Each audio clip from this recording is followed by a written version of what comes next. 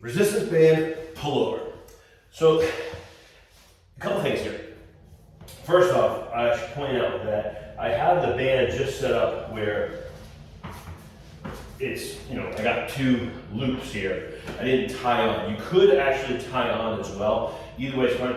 I like it this way. And what it's going to make, just so you know, it's going to make the band, obviously I'm using yellow here, it's going to make the band a lot heavier versus if I was to just tie the band on and hold it this way, which I'm going to show you next.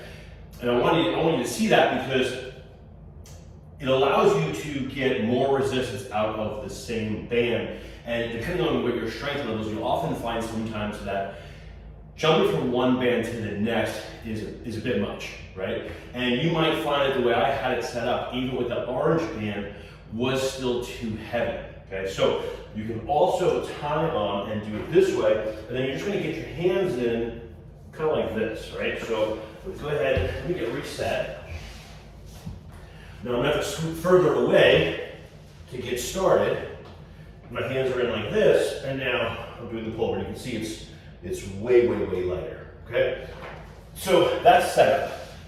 One more thing with setup is you're gonna wanna make sure you scoot down far enough that there's tension at the get-go, right? You wanna have tension immediately as soon as you move your hands, and you actually have tension before you move your hands, right from the start.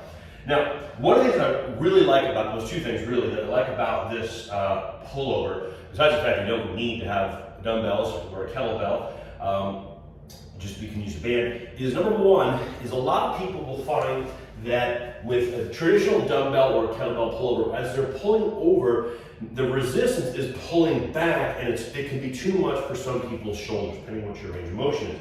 We talk about this a lot with overhead exercises. Can you naturally bring your arms over your head or even past? And a lot of people can't. Right? So now if you use a dumbbell or a kettlebell, you're laying on your back, gravity is going to pull that behind you, and it can cause some strain in the shoulder.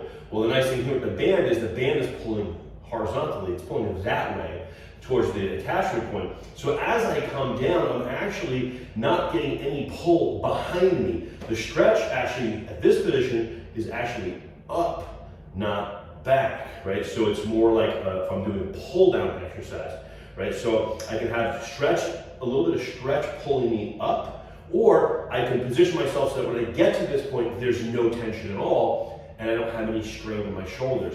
And then I can focus on getting the lat as I do my lat pull, and I can come through, right? Just like I would do with a dumbbell or a kettlebell. Now, the other side of this is, when I do a dumbbell or a kettlebell, when I get to this point here, the resistance is gone, and then if I go any further, well, it's no longer my lats that are pulling the weight, gravity's pulling the weight. In fact, my front delts have to prevent me from dropping the weight on myself.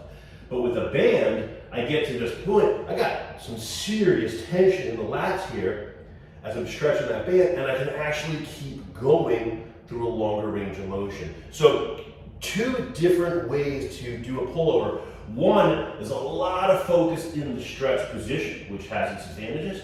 The other, the band, a lot of the focus is more in the contracted position, which has its advantages. So we might be, in certain cases, wanting to emphasize stretch, in other cases, wanting to emphasize contraction, or we might be using it as a substitute for, even if we are emphasizing stretch, but your shoulder doesn't want to go there, we don't want to force it there, so we'll just flip the switch and we'll emphasize contraction while still getting the same movement pattern.